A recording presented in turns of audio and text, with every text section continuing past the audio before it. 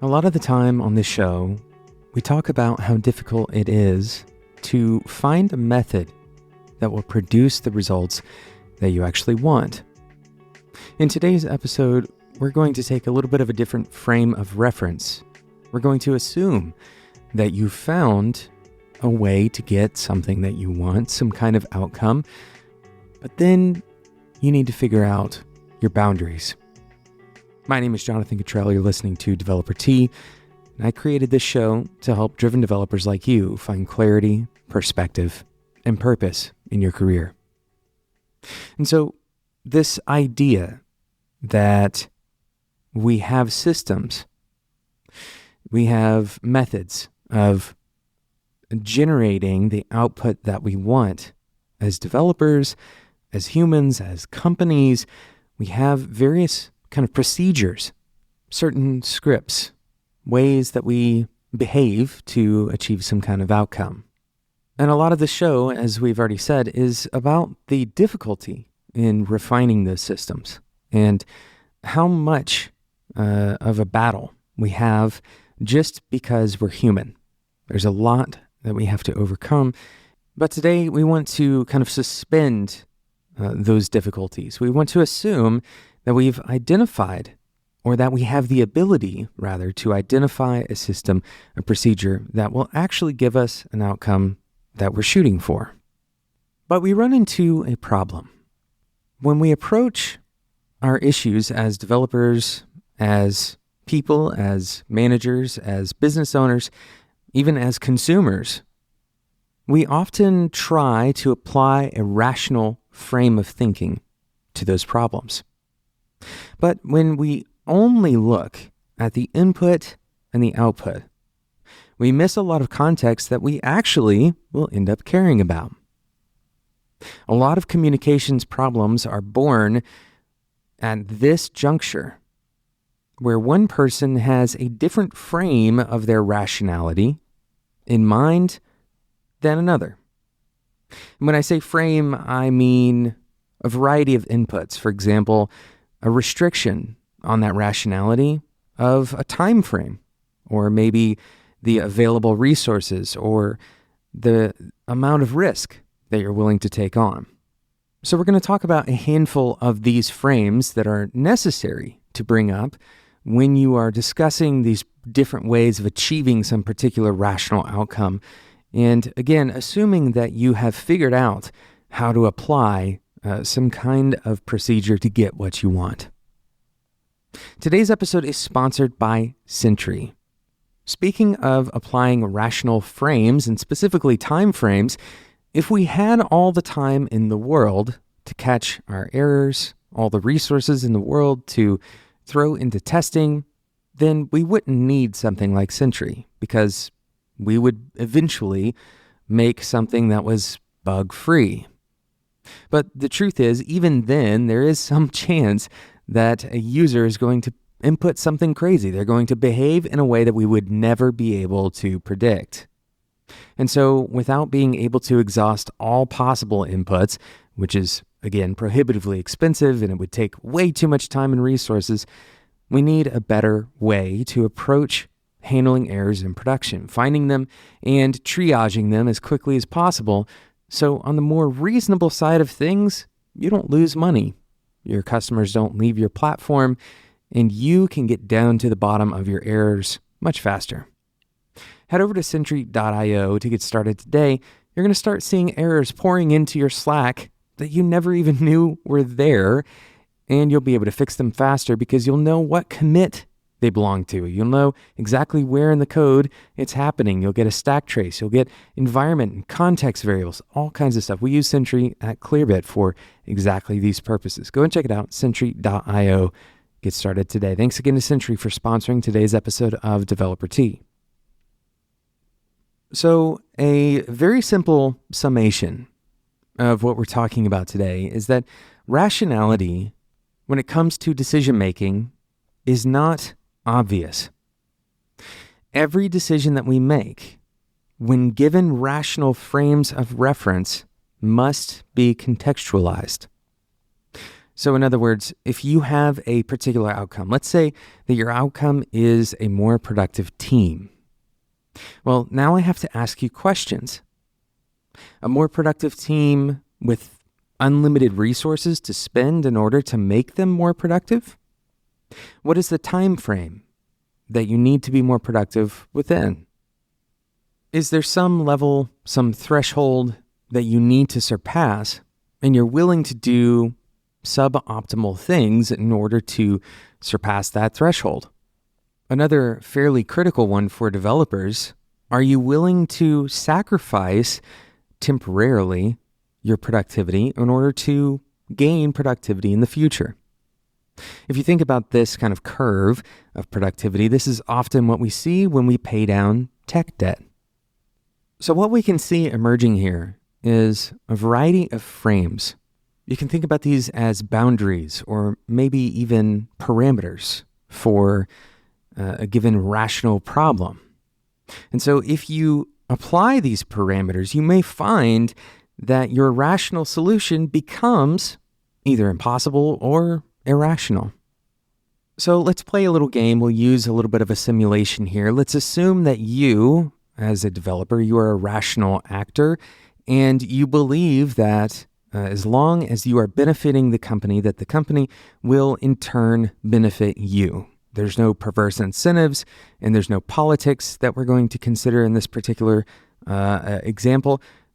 Assuming that you do well for the company, you will be rewarded at a rational rate, right? And then let's assume that you have a manager, and they have the same goals. They have the same alignment on reward and investment. There's no politics that are kind of muddying up their perspective on this problem. And you begin to review some work that you have maybe queued up for the next sprint or whatever your working cycle is called, and you disagree about priority. Your manager says that a smaller bug needs to be prioritized over a major feature. Your perspective is that the major feature is, in the long run, going to be much more important than fixing the smaller bug. Now let's imagine that you could extrapolate the data out, that you know for certain the financial impact that fixing this bug will have and the financial impact that the new feature will have, and you can look at that curve. And the curve tells an interesting story for each of these types of work. The curve for the bug means an immediate impact on revenue, albeit a fairly small one, but the curve for the new feature is a fairly slow sloping curve, but it goes up much higher as you extrapolate out into the future. Now, what's happening here? Why is it that two rational actors with both with the same information, both with the same incentives, there's no uncertainty here. How can you choose different things to optimize for, different types of work? Well, what we're doing here is we're going back to those frames. So for you, your frame may be the long term. You want the business to be successful in the long run. And your manager is using a frame of a shorter term. Now, both are important, both have impact, and both are rationally good choices. The amount of positive reward given the amount of input is probably similar to the amount of positive reward for the other. But by applying this different frame, this parameter of time, we start to see a different choice take place. There are other parameters, other frames that may be incredibly important to you. Perhaps the most important frame, the most important kind of parameter to add to any of your rational decisions is your values. And here we'll also include ethics. If you see a way to rationally make a lot of money, but it goes against your values, then perhaps that particular solution that may be rational in terms of its output may become irrational for you based on that extra parameter of a given value that you hold. It's also important to keep in mind that this isn't just about you as a person. We need to think about ourselves as dynamic, as situationally affected. And so Investing a lot of money in stocks when you're younger is probably a more rational decision than investing money in stocks when you're older. This is how we get things like the automated target date funds. Early on in your investment career, maybe in your early 20s or 30s, you're going to be heavily investing in stocks, and then that portfolio automatically begins to invest more and more in safer investments like bonds. And this is a very simple reality that as our situation changes, and it's changing all the time, even without our input, we also need to change the way we make decisions in response to those situation changes. So here's the real takeaway and the real homework for you to do. Most of the time, when you have a problem and you and a coworker or a manager are disagreeing on it, it's likely not because you want different things. A lot of the time, it's easy to get on the same page. For example, neither of you wants this product that you're working on together to fail. There are very rare circumstances where your incentives are actually in the reverse. Usually, you can find some common ground when it comes to the outcome, the goal that you're going for. So when you find yourself in conflict, a lot of the time, it's either different perspectives and beliefs about what will happen given a particular input, or it's exactly what we've been talking about in today's episode. Those frames are different. Those parameters that you're putting on your decisions, they may be different. So when you find yourself in these situations, be certain that you're identifying those main parameters that you care about.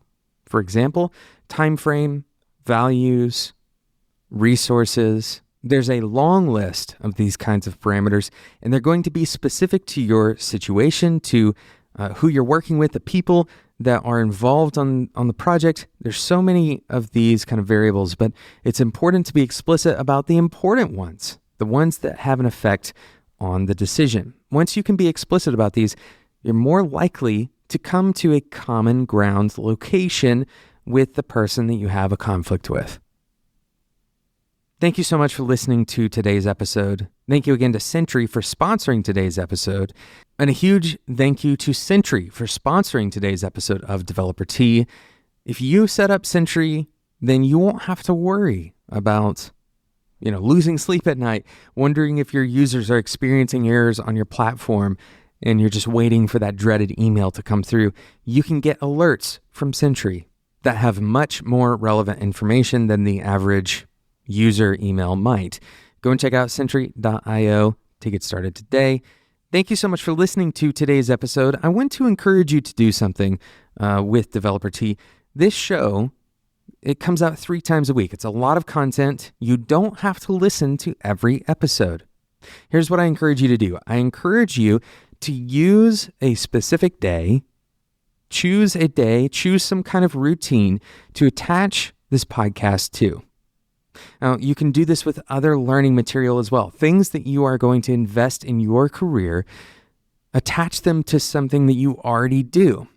A lot of people who listen to the show listen to it on a commute. This is a perfect way to associate it with something that you do by default. And what this is going to do is it's going to help you constantly grow by default. Now, of course, this is with the caveat that you believe that this show is valuable and that it's helping you grow as a developer. If you believe that, then choose one specific day, one activity or context that you regularly find yourself in, and listen to this show during that time. Again, you don't have to listen to every episode to get value out of this. There's actually a lot of joy and appreciation that you might find in curating a list of episodes that you think are relevant to you. We have nearly 700 episodes, and this show is designed to be useful no matter how long ago that episode aired. There are some episodes that's less true for, but for the most part, all of these episodes of Developer Tea, they're applicable to you no matter when they aired, no matter where you are in your career. So this show is not something that you have to listen to every single episode to understand the next one. In fact, I encourage you to choose the ones that are most relevant to you because you're going to get the most value out of this podcast if you do it that way. Thank you so much for listening to this episode. And until next time, enjoy your tea.